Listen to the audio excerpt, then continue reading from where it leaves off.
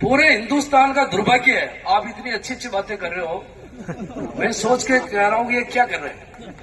अभी अभी जज साहब ने एक पोस्टर लहराया कोई खर्च नहीं, वकील की आवश्यकता नहीं।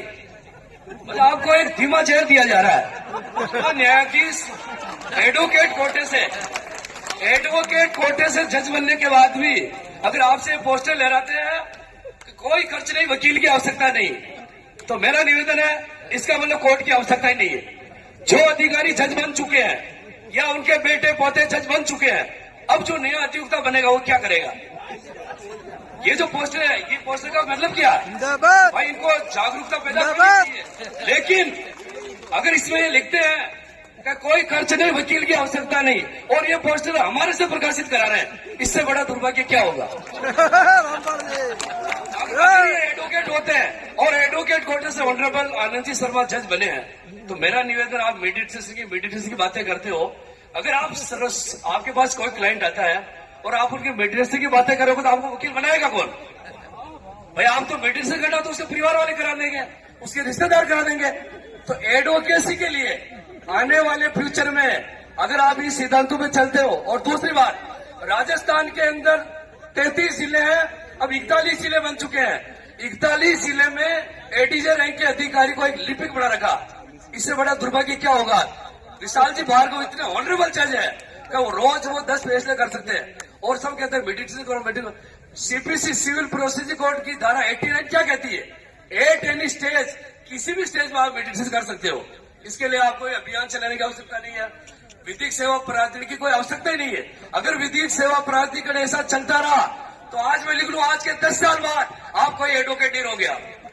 आप एडवोकेट नहीं रहोगे, आपको दूसरा काम धंधा करना पड़ेगा। और ये जजों को भी निवेदन करता हूं, अगर एडवोकेट नहीं रहेगा तो आपकी जज की आवश्यकता नहीं है भाई। जज को जब किसी न्यायपालिका में जज की एक वकील की आवश्यकता नहीं है, फिर जज की आवश्यकता क्या है। आपको इस पोस्टर में लिखना चाहिए कि बिना वकील के आप कुछ नहीं कर सकते हो, तो वकीलों के लिए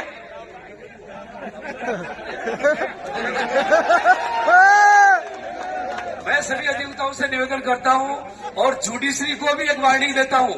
आने वाले आप फैमिली कोर्ट में देखते हो, फैमिली कोर्ट जज कहते हैं या वकील की आवश्यकता नहीं, लेबर कोर्ट में कहते हैं वकील की आवश्यकता नहीं।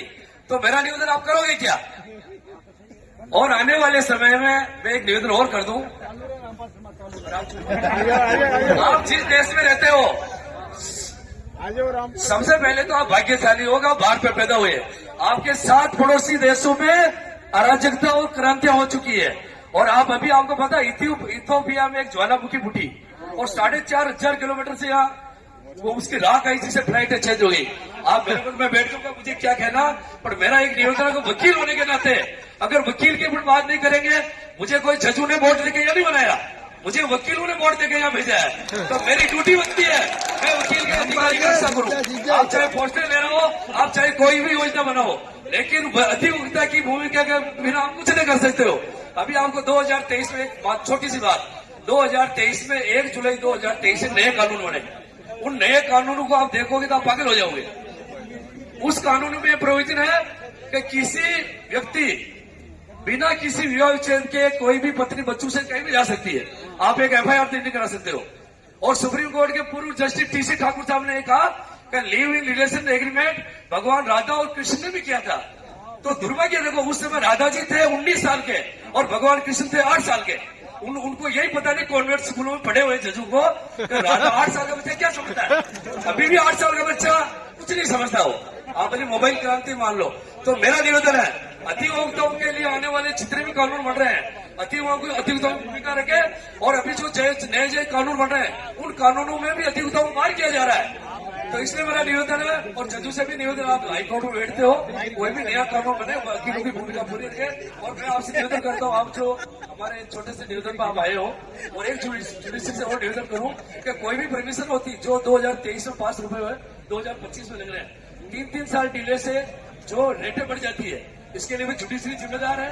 इनको एक बॉडी बनानी चाहिए, तत्काल इसका एक कमेटी बने, डिस्ट्रिक्ट हेडक्वार्टर पर सीएम साहब और डीजे जो आवश्यकता हो डीजे लेवल की वो खुद तय करे। अभी जैसे यहाँ शौचालय बनाना, हाईकोर्ट परमिशन नहीं दे रहा। और एक कौन से आजे पे ले जाएगा।